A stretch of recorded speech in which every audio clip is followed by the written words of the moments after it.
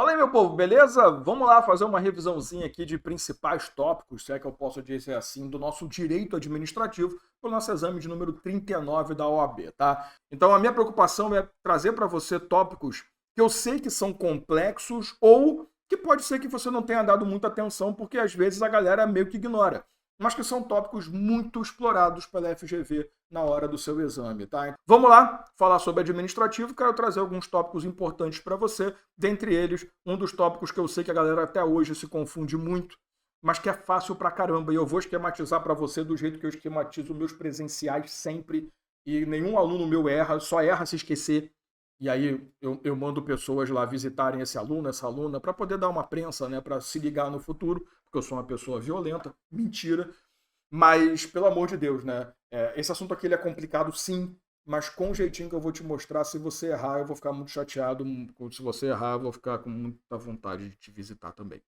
É o seguinte, e não é visitar para fazer um churrasco, tá? Pode ser, né? Quando a gente fala em concessão de serviço público, tá? Esse é o foco. Você sabe que a gente tem algumas formas de concessão. E a nossa Lei 8987 de 95, ela basicamente vai trazer uma modalidade e depois nós tivemos a edição de uma outra legislação que também vai trazer a forma de concessão chamada de concessão especial. Basicamente, esses dois sistemas andando juntos criam a concessão no Brasil. Lembrando que concessão de serviço público é o momento que você delega a uma outra pessoa, no caso da concessão, uma pessoa jurídica ou um consórcio de pessoas, mediante licitação prévia, na modalidade concorrência ou diálogo competitivo, já com a alteração da 14133, tá? E que você entrega para essa pessoa por um tempo previamente estabelecido o exercício, a execução daquele serviço público específico, tá? Essa concessão, lembrando que não cabe para pessoa física, pelo amor de Deus. Essa concessão, ela pode acontecer de duas formas. Tudo começou com a concessão tradicional, também chamada de concessão comum. Essa concessão comum, ela é formada pelo seguinte sistema.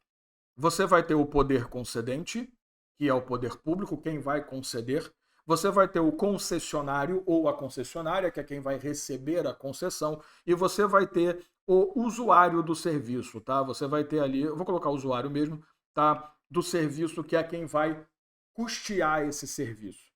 A questão é, normalmente a relação é poder competente, concessionário, usuário particular comum, e esse usuário é que vai remunerar a concessionária pelo serviço prestado. Tá? Aqui eu vou colocar o usuário como um particular, beleza? Isso daqui é o tradicional. Então o Estado vem, delega o exercício do serviço público para uma entidade, essa entidade começa a cobrar de quem usa o serviço, beleza, é remunerado, Deus te abençoe. Essa situação ela pode acontecer em duas modalidades. Essa concessão comum, e esse sistema aqui não vai mudar, tá? Ela pode ser uma concessão comum simples ou uma concessão precedida de obra, ou também chamada de precedida de obra pública, tanto faz. Tá? Qual é a grande diferença entre elas? O nome já diz tudo. Na concessão comum simples, ou simplesmente concessão comum, concessão ordinária, chame como quiser, o cara já recebe tudo pronto, vai lá e executa o serviço. Então, eu não preciso construir as ruas da cidade, né? Já estão lá. Eu só entrego na mão da concessionária do transporte público coletivo o exercício da atividade. Só que, em muitos casos, o Estado ele pensa o seguinte: contexto. Cara, contexto muda vidas. Presta atenção no que eu vou falar aqui. Por que eu vou ser idiota de gastar dinheiro revitalizando vias, né, colocando asfalto e tal, se quem vai explorar isso é uma empresa e a empresa vai ganhar dinheiro em cima disso? Sabe o que eu vou fazer? Eu vou fazer uma licitação para delegar o exercício da atividade, esse exemplo que eu estou dando de transporte público, só que eu vou exigir na licitação que a empresa, antes de começar a oferecer o serviço, faça uma reestruturação das vias públicas. Então, eu vou exigir que a empresa faça o recapeamento asfáltico ou coloque asfalto na região. Qual o nome disso? Concessão comum precedida de obra. Olha o que eu estou falando de contexto, né? Quando você pensa como é que fica mais fácil entender. Na concessão comum simples, eu entrego tudo pronto e falo, vá lá e executa o serviço e cobra e vambora. Na precedida de obra, eu crio uma obrigação antecipada. Primeiro você vai fazer uma obra para depois você começar a explorar a concessão e ser remunerado consequentemente por isso. A remuneração é idêntica nos dois casos, tá? É sempre o usuário particular que vai exercer ali a remuneração. Então, primeiro você faz o asfaltamento das vias e depois você coloca ônibus. Primeiro você faz a duplicação de uma rodovia e depois coloca o pedágio. Você entendeu a lógica? Beleza. O problema é que os investimentos começaram a ficar muito altos. E assim, vamos pensar como empresário? Não que isso seja bom no Brasil, mas vamos embora? Vamos pensar como empresário? Eu vou participar de uma licitação que exige que eu faça uma obra antes de prestar o serviço. Ou seja, eu já vou entrar colocando uma dinheirama na mesa ali para jogo, né? O problema é que eu não tenho garantia nenhuma que vão usar o meu serviço. Eu posso fazer vias maravilhosas. Aí o cara tem carro em casa, ele não estava usando o carro porque ele tinha medo de arrebentar o carro, que as vias eram ridículas, e agora está tudo asfaltado. Então ele passa aí de carro. Me ferrei. Eu fiz uma obra para o cara não vai usar mais meu serviço, não vai pagar por isso. Então, chegou num ponto que os investimentos estavam muito altos, a ponto do Estado não querer fazer e depois dar uma concessão comum simples, e também ninguém estava se interessando em participar porque era muito dinheiro para colocar no jogo, para colocar na mesa. E as empresas tinham medo de não conseguir, pelo menos, recuperar esse investimento, que é uma cagada, né? Você não entra no investimento para só recuperar. Você quer ganhar dinheiro. Você não quer ser só ressarcido. Porra, pelo amor de Deus, você quer ganhar dinheiro. Né? Você não está buscando ali a recuperação do valor investido. Isso não existe, né? Por isso, a gente passou a precisar criar um sistema novo que tornasse mais atrativo para os empresários, para as empresárias virem a atuar junto ao Estado. E por isso surgiu a concessão especial, que nós conhecemos carinhosamente como parceria público-privada, né? A PPP. E a PPP ela também é uma forma de concessão que tem duas modalidades: a concessão administrativa e a concessão patrocinada. E aqui entra o pulo do gato. O que vai mudar, Nossa Senhora então, o que vai mudar nesses caras aqui? Primeiro, nos dois casos, a administração pública vai ter uma participação mais efetiva, diferente na concessão comum, que a administração solicita e depois fala dane-se, sabe? Segunda grande mudança, eu tenho um atrativo para as empresas e para os consórcios, porque agora eu crio uma modalidade ou um sistema em que eles vão ter muito mais garantias de recebimento do que numa concessão comum. Não à toa, olha como é que a coisa muda. Numa concessão administrativa, o poder concedente vai fazer uma licitação, vai contratar o concessionário vai prestar serviço para o usuário vai remunerar. Perfeito? Igualzinho o que a gente está vendo até agora. A questão é que na concessão administrativa, o usuário é a própria administração pública. Diferentemente da concessão comum, simples ou presídio de obra, não importa, que o usuário é um particular, aqui é a própria administração. Então eu estou falando para você o seguinte, ó, vem cá, faz a obra, assume a responsabilidade, porque sou eu que vou usar teu serviço. Então você tem toda a certeza do mundo que você vai amortizar o investimento. Porque eu vou usar, eu não sou burro de contratar administração pública, né? Eu não sou idiota de contratar você para não te pagar. Ou melhor, para não te usar. Isso aqui é muito comum na construção de presídios, né? Em que você entrega para uma empresa a construção do presídio, até mesmo a gestão daquela construção, o acompanhamento e tal. Não os profissionais de atuação, porque isso daí é concurso público, né? Mas você entrega a gestão da atividade, tudo bonitinho. E quem é que vai usar? A própria administração. Porque é ela que vai colocar os presos lá e ela precisa custear a vida do preso ali dentro. Beleza? O preso paga alguma coisa? Não. Né? Trabalhar, tal. Não paga. Então é interessante que aqui, por isso que o nome é concessão administrativa, porque a própria administração é a usuária. E no caso da concessão patrocinada, o nome também é meio que autoexplicativo. Aqui você vai ter o poder concedente licitando para a concessionária e a concessionária ela vai cobrar do usuário. Perfeito? Não mudou nada do sistema que a gente viu até agora. Qual é a diferença? A diferença é que na patrocinada nós temos dois usuários, o particular e a administração pública. Não entendi. O quê? Vai um ou outro? Não. Quem vai usar efetivamente é o particular. Só que a administração pública ela vai patrocinar uma parte. Então, o particular paga X e a administração paga Y pelo uso do serviço pelo particular. É mais ou menos assim. A empresa fala, olha, eu até posso assumir esse serviço, mas para valer a pena para mim, eu preciso cobrar R$50 pelo serviço. Oh, R$50 ninguém vai pagar, o idiota. Ninguém vai pagar. Mas vamos fazer o seguinte, eu pago 30 e você cobra 20 do usuário. Acho que é mais fácil o usuário pagar 20 do que 50 total. Só que você vai receber os 50. O usuário paga 20 e para cada usuário que pagar 20, eu complemento 30. Eu estou patrocinando, olha o nome, a concessão para o usuário. Legal, né? Então a empresa consegue o valor que ela queria e a administração pública consegue fazer com que o usuário pague menos do que a empresa queria cobrar num primeiro momento, tá? Existe uma regrinha básica em que a administração pública normalmente não pode assumir mais do que 70% do valor. Pode assumir mais se tiver ali previsão editalícia, tiver autorização legislativa, tudo bonitinho, tá? Então, basicamente é isso. Cara, não tem como errar uma questão de concessão se você souber observar isso aqui. Lembrando que a PPP, ela tem alguns requisitos que você não pode esquecer. Primeiro, o contrato da PPP, ele vai de 5 a 35 anos, tá? Então tem um período mínimo de 5 anos e um máximo de 35. Eu estou escrevendo em árabe para ver se você consegue entender minha letra e se você está acompanhando a aula também, tá? É que eu sou poliglota, eu escrevo em várias línguas, eu falo várias línguas. Desculpa, tá? Às vezes eu tenho dificuldades.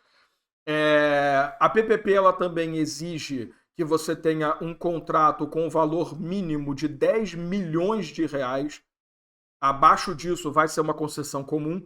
Então, como eu te falei, a PPP foi criada para altíssimos investimentos, então no mínimo 10. Lembrando você que está estudando por questão antiga, pelo amor de Deus, antigamente era 20. Isso já caiu tem tempo, já é 10 milhões, já tem tempo, tá? Foi na época do Temer, se eu não me engano, então tem tempo, tá? Tá vivo o Temer, tá, né?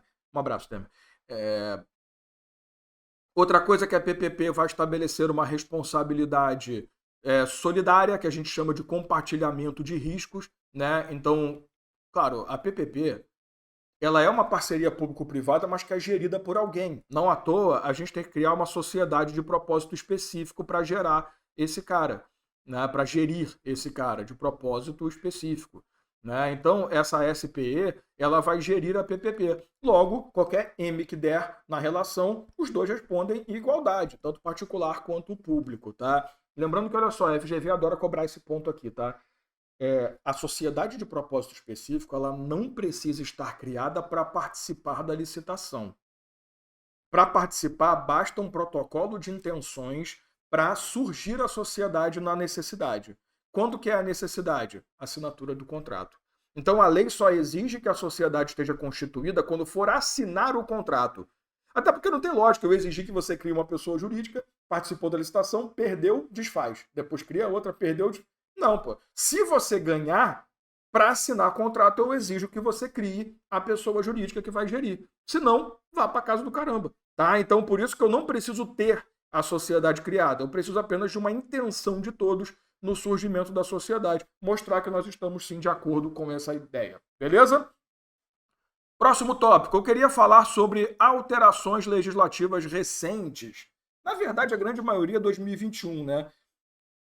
E 2022, Mas assim, eu queria destacar algumas coisas que a FGV ela demorou um pouco para começar a cobrar pra cacete.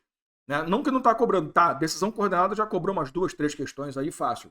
Mas assim, ela demorou para começar a cobrar. E isso significa que sim, ela vai ficar cobrando por um bom tempo. De novo, pode cair nessa prova? Pode não cair também pode. Eu só preciso que você entenda que eu quero destacar as grandes alterações. Porque, convenhamos, você fez faculdade e você estudou processo administrativo, você estudou improbidade, você estudou licitações. Pelo menos eu espero, né? Então, o que eu preciso focar é na diferença, e não no que é idêntico ao que você já vê há 5, 6, sei lá quantos anos, 4, dependendo se você estiver fazendo o exame antes. Então, a primeira coisa que eu quero conversar com você, a introdução da decisão coordenada lá na nossa queridíssima Lei 9784 de 99. O que é a decisão coordenada? É uma coisa muito inteligente e que, como a gente está no Brasil, muito mal empregada. Porque, olha só, você lembra de ato administrativo? Você lembra do ato administrativo complexo? O ato administrativo complexo é aquele que você precisa que todos os entes ou órgãos ou pessoas que vão participar daquela decisão estejam com a mesma intenção de produzir aquele ato. E claro que o ato complexo, o nome já diz tudo, ele é complexo, né? Então, tem casos que pode acontecer o seguinte: você tem A faz uma proposta chega em B, B concorda, B passa para C, porque eu preciso dos três tomando decisão junto. C vem e fala, não, acho que não, hein? Volta para A faz alteração, vai para B, B não concorda com a alteração, volta para A e fica. Enrola, lenga-lenga, demora pra cacete. Como é que a gente poderia resolver isso? pegando A, B e C e falando assim, galera, vamos sentar num boteco, tomar uma cerveja e conversar? Vamos juntar os três e vamos tomar uma decisão coordenada? Vamos agir em reunião? É melhor do que cada um ficar mandando um WhatsApp para o outro para ver como que vai ficar decidida a situação. Claro que eu estou dando um exagero no WhatsApp, tá? Então a decisão coordenada é isso, é a reunião para tomada de decisão definitiva. Tem várias regras lá no artigo 49A, mas eu destaquei aqui para você duas situações. Quando que cabe e quando que não cabe. Não se esqueça de estudar a questão de direito à voz, tá? Porque qualquer pessoa interessada pode participar, tá? Como ouvinte ali, também tem direito à voz. A decisão quanto a isso é irrecorrível. Tem muita coisa importante ali, mas outra coisa também, se você se manifestar contrário à propositura de alguém na decisão coordenada, você tem que apresentar uma solução junto. Não basta simplesmente não concordo. Não concordo e acho que a gente deveria fazer tal coisa. Se você acha que está no Twitter ou no X, né, que basta você expor sua insatisfação, não. Você precisa expor insatisfação e apresentar uma solução ao mesmo tempo, tá, juventude? Não adianta só reclamar, tem que propor também uma forma de resolver. Então, esses pontos são importantes, mas no âmbito da administração pública federal, claro, porque a lei é federal, as decisões administrativas que exijam participação de 3 ou mais setores, órgãos ou entidades. Então, primeiro requisito, no mínimo 3. Por isso que eu dei exemplo A, B e C, e não só A e B. Tá? Se for só A e B, dane-se, vai normal. Poderão ser tomadas mediante decisão coordenada sempre que, segundo requisito, for justificável pela relevância da matéria, então o assunto é relevante, logo, vale a pena a gente fazer, porque se não for uma coisa relevante, é algo que não vai alterar nada na sociedade, não tem pressa, não perde tempo com decisão coordenada. E houver discordância que prejudique a celeridade do processo administrativo decisório. Aqui a doutrina critica com toda a razão do mundo, e eu só vou falar da crítica porque te ajuda a lembrar na prova, tá? Porque assim, qual é a função da decisão coordenada? Dar celeridade a um processo que você sabe que vai demorar porque A, B e C não estão se entendendo. Concorda comigo? Só que a lei exige que antes de propor a decisão coordenada, você tenha um desentendimento. Então, assim, não é tipo, esse tipo de coisa que vai dar problema, né? Então vamos chamar a decisão. Não, você não pode fazer isso. Você tem que cometer os atos normalmente. Quando der pô, a gente não está conseguindo chegar num consenso, né? A matéria é relevante? É. Somos 3 ou mais? Somos. Vai demorar se a gente continuar nesse lenga-lenga de um manda para o outro? Vai. Então vamos se reunir. Logo, a lei exige primeiro ter a controvérsia para depois propor a decisão coordenada. Você não pode presumir a controvérsia. Ela tem que acontecer. Tem uma lógica, eu sei, mas porra, né? Aí, beleza. Quais são os requisitos? Participação de 3 ou mais, relevância da matéria e discordância anterior. Logo, então, eu preciso ter esse confrontamento para depois propor a decisão coordenada, beleza? Agora, quais são as situações que eu não posso chamar, mesmo que tenha 3 ou mais, mesmo que seja justificável, mesmo que tenha discordância? 3 situações que eu não posso convocar quando for licitação. Aí também, né? O pessoal ia começar. Vamos fazer uma licitação conjunta? Vamos. Vamos fazer um sistema de rede de preços, sei lá, para contratar. Dane-se. Vamos fazer uma concorrência aqui em reunião, tal, blá blá blá. O pessoal ia ficar inventando controvérsia, né?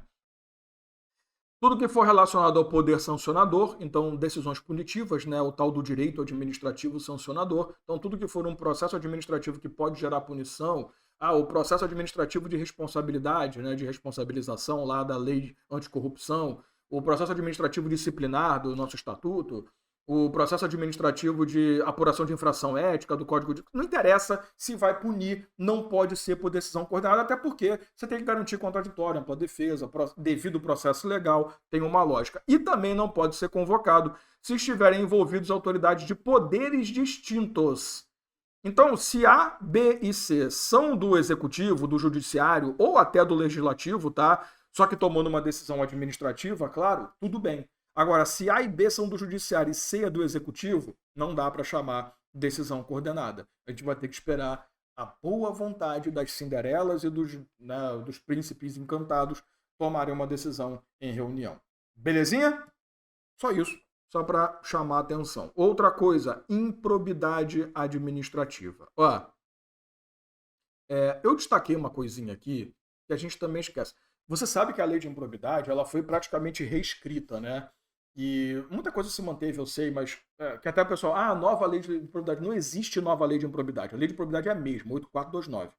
O que mudou foi a redação. A FGV ela é muito inteligente que ela coloca isso nas questões, né? Na atual redação da lei de improbidade. Porque não houve mudança, não é que nem a licitação que mudou a lei, tá? Então cuidado com esse negócio de nova lei de improbidade, que isso não existe. A lei de improbidade ela sofreu uma mudança absurda. E muita gente ainda esquece uma das grandes mudanças. Dalma, óbvio que tem que ter dolo. Não é só isso. Presta atenção. Consideram-se atos de improbidade as condutas dolosas. Beleza, isso você já sabe, né? Que causa enriquecimento ilícito, prejuízo ao erário ou atenta contra princípios. O problema é que muita gente esquece que não basta demonstrar o dolo, mas eu também preciso mostrar a vontade de alcançar o resultado ilícito tipificado. Isso daqui é um ponto que... Porque todo mundo, quando vai dar aula, acaba repetindo o que todo mundo fala também, né? A grande mudança é que agora exige dolo. Não só, como também. Porque não basta você mostrar que ele se enquadrou num artigo porque ele agiu com dolo. Você tem que mostrar que não só ele agiu com dolo para cometer aquele inciso do artigo 9º, 10 ou 11, mas também que ele tinha a finalidade ilícita que a lei estabeleceu. Então, não basta você dizer que ele fraudou uma licitação. Você tem que dizer que ele fraudou uma licitação para beneficiar terceiro. Porque se ele só fraudou uma licitação, pode ter sido burrice, pode ter sido culpa. E a gente não pune. Ou pode se enquadrar em outra situação. Pode ser um crime de licitação, não é improbidade, é crime, pior ainda. Então, assim, toma muito cuidado que a gente fica muito preso a essa ideia de dolo, só que a gente esquece que não basta só o dolo, mas também a finalidade ilícita a ser atingida. Você conseguir mostrar que a intenção era aquilo previsto em lei. E a lei de improbidade, ela vai especificar para você. Lembra que o artigo 11 ele foi muito alterado, ele talvez seja o mais importante para a prova, a FGV gosta dele, porque ele mudou muito. Nepotismo agora está ali, explícito, né? Tem muita coisa, tem vários parágrafos, não esqueçam. Só que eu queria conversar com você especificamente em relação à improbidade da ADI 7236. Essa ADI ainda não está plenamente julgada, tá? Só que o ministro Alexandre de Moraes, que é o relator, ele tomou algumas decisões antecipadas que precisam ser referendadas pelo plenário, tá? Só que essas decisões cautelares que ele tomou já estão com efeito. E nós estamos falando de exame da OAB, nós não estamos falando de concurso público normal, não, tá? A galera de concurso público ignora isso aqui. Pelo menos eu oriento, né? Se não segue, salvo se for um concurso jurídico, óbvio, tá? Só que para a OAB você precisa saber isso aqui. Essa ADI, ela teve muita, assim, muita coisa que foi questionada na mudança da lei. Como alteraram muita coisa, eles também confrontaram um monte de coisa, né? E eu queria chamar a atenção de alguns pontos que foram afastadas a sua eficácia, mas que dependem de referendo no plenário. Então não foi um afastamento direto, não foi uma declaração de inconstitucionalidade objetiva. O que houve aqui foi uma cautelar de inconstitucionalidade que precisa do plenário referendando, que ainda não referendou, só para constar. Mas se referendar amanhã? Não importa, porque só pode cair o que aconteceu até a publicação do edital. Tá? Então, veja, eu trouxe para você aqui 5 pontos que são afastados. Então, isso quer dizer que não pode cair na prova? Não, não quer. A sua banca ela pode fazer 2 tipos de pergunta. Isso daqui vale hoje ou isso aqui está na lei? Você entendeu? Porque se ele coloca no enunciado, na forma da lei 8429, julgue o item a seguir, 2 pontos. Né? Ou assinar a alternativa incorreta, 2 pontos. Aí vem A, B, C e D. Se tá o texto que eu vou te falar agora, ele pediu na forma da lei, dane-se, o texto tá válido. Não houve declaração, não houve revogação, não houve nada. Se você pegar no site do Planalto, tá lá e vai estar do lado, vide ADI e tal. Agora, se ele colocar de acordo com a lei e a jurisprudência atual dos tribunais, principalmente do STF, né, que é o nosso foco, aí você precisa entender que houve a suspensão da eficácia desses caras, que são, primeiro, a questão da possibilidade de não cometimento de improbidade por mera divergência interpretativa da lei. Então, era um motivo, né? Você não tem improbidade quando o cara está tomando uma decisão porque há uma divergência na lei, na jurisprudência, na doutrina, e ele não sabe como decidir. Se ele não sabe como decidir, ele tem outros caminhos para tomar, ele não decide, tá? Mas houve uma suspensão aqui nesse afastamento de punição. Não, hoje, pela ADI, o cara é punido sim se ele tomar uma decisão baseado meramente em divergência. Então ele tem que seguir o que os tribunais estão definindo como o caminho. Eu falo muito isso com meus alunos, né? Tem divergência doutrinária? Tem, mas o STF entende assim, então dane-se, segue o STF. É mais ou menos a mesma coisa, tá? Ah, não, mas eu tomei essa decisão, mas a outra parte da doutrina entende diferente. Poxa, que pena. Que pena o cacete. Você tem que seguir o que os tribunais estão entendendo, tá? Então, não existe essa proteção de improbidade. Agora, de novo, se cai na prova de acordo com a lei, sim, não há improbidade se for baseada a decisão meramente numa decisão, numa divergência interpretativa de lei, tá? Você entendeu a lógica, né? Cobrou no enunciado somente a lei, o texto vale. Cobrou no enunciado a lei, jurisprudência, ações de inconstitucionalidade, seja o que for, normalmente a FGV coloca, né? Na ADI, número 7236, você vai lá e diz que não tem efeito. A mesma coisa vale para perda de função pública, que a gente sabe que a Constituição estabelece no artigo 37, parágrafo 4º, a perda da função pública quando comete improbidade.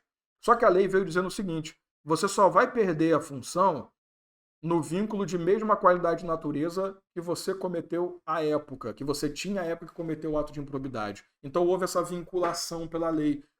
Se você cometeu o ato de improbidade num cargo e você está em outro cargo completamente diferente, você não seria punido com perda de função pública. Você sofreria as outras punições, mas não a perda. Também foi suspenso. Então hoje, pelo entendimento dos tribunais superiores, do STF, para ser mais correto, Supremo, né? Você perde o cargo sim, igual acontecia antes. Então basta trânsito em julgado, a perda do cargo não importa o cargo que você ocupava antes, tá? Também foi suspensa a eficácia de cômputo retroativo do intervalo de tempo entre decisão colegiada e trânsito em julgado de sentença condenatória. Isso daqui é a situação que a lei prevê para a propositura de um recurso eventual, de uma ação. Então, esse computar retroativamente a decisão e o trânsito em julgado, né, para poder determinar ali suspensão de prazo, prescrição, outras coisas mais, não tem validade, tá? Na eficácia pelo dispositivo, mas se você ler o artigo 12, parágrafo 10, artigo 12 lembra que é o de penalidades, né? Ele vai falar uma coisa que vale, e obviamente aqui foi suspensa a validade. Artigo 17b, parágrafo 3º, a questão de apuração do valor do dano a ser ressarcido, que a lei exige participação do Tribunal de Contas, também foi afastado, porque considera que o próprio Ministério Público dá para, durante o processo, você fazer a avaliação. Então não precisa necessariamente do Tribunal de Contas.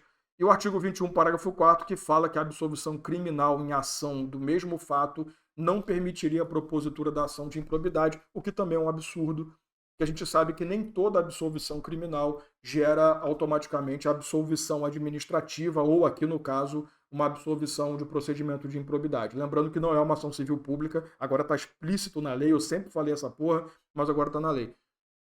Então, essa absolvição criminal genérica que eles colocaram aqui não tem validade, mas ainda está na lei. A mesma coisa também para o Ministério Público ser a única entidade que pode propor ação de improbidade. Isso também foi afastado, tá? E está esperando que o STF faça um julgamento no plenário para decidir sobre isso. Porque também não tem lógica você gerar como único legitimado de propositura o Ministério Público, mas o texto da Lei 8429 diz exatamente isso. Então, muito cuidado com o enunciado. Se baseia na ADI ou se baseia na lei. E para a gente poder terminar, a questão de licitação e contratos. Claro, a Lei 14133, diferentemente da nova redação da 8429, ela é inovadora e não é ao mesmo tempo, né? Porque, na real, a intenção foi uma unificação de leis de licitação, né? Você unificar a porra toda, colocar ali o pregão lá dentro e tal, acabar com modalidades tipo convite, tomada de preço. Então, houve ali uma centralização de leis, né? Você não tem mais a lei do RDC, porque você, quer dizer, né? Não tem entre aspas, né? Porque vai até dezembro desse ano, né? Essa porra dessas leis aí, tomara que elas morram logo. Mas o RDC agora está embutido, o SRP agora está aqui embutido, apesar que tem decreto já do novo SRP. Mas é importante você saber que está tudo ali. Eu quero conversar com você sobre a questão do diálogo competitivo, que você sabe que é a nova modalidade, mas eu não quero focar só nisso. Eu queria mostrar para você uma coisa que eu sei que causa muita confusão, que é a diferença entre o diálogo competitivo, que é uma modalidade de licitação, e eu não peguei o artigo da modalidade, eu peguei o artigo 6º. O artigo 6º é o artigo de conceitos da lei, né? E eu não peguei o PMI do artigo 6º, eu quis pegar da própria para poder mostrar a distinção, tá? O artigo 81 vai falar do PMI, que é o procedimento de manifestação de interesse, tá? E o PMI, ele é um instrumento auxiliar ou um procedimento auxiliar, chame você como quiser. Qual é a diferença? Uma é uma licitação e o outro é um procedimento que ou substitui, no caso do credenciamento, por exemplo, ou auxilia a realização da licitação. Então, não é modalidade. Tá? O PMI, assim como o SRP, o Sistema de Registro de Preço, hoje está claro pela lei. Antigamente era uma forma de licitar. Não, não é. É um procedimento auxiliar da licitação. O que eu preciso falar com você? Olha só, diálogo competitivo, licitação para contratação de obra, serviço e compra, que a administração pública realize diálogo com o licitante previamente selecionado, mediante critério objetivo, com o intuito de desenvolver uma ou mais alternativas capazes de atender às suas necessidades, devendo os licitantes apresentar a proposta final. Artigo 81. A administração poderá solicitar à iniciativa privada, mediante procedimento aberto de manifestação de interesse a ser iniciado com publicação de edital, propositura e realização de estudo, investigação, levantamento e projeto de solução inovadora que contribuam com questões de relevância pública. Você está entendendo que tanto no diálogo competitivo quanto no PMI, o que você tem é a administração pública solicitando que os interessados apresentem propostas de solução para uma situação de interesse coletivo e da necessidade da administração. Eu costumo brincar que, para mim, esses caras são os caras que mostram que a administração reconhece a sua incompetência. Seja porque ela não sabe como produzir o edital, porque ela não tem o conhecimento técnico necessário para lidar com aquele assunto, porque é uma inovação tecnológica, porque é uma necessidade de adaptação de tecnologia existente, porque a tecnologia existente por si só não resolve, ou seja porque a administração não tem noção do que fazer mesmo. Então, às vezes ela sabe o que fazer, mas ela não sabe como colocar isso no edital, porque o edital tem que ser técnico. E às vezes ela nem sabe o que fazer.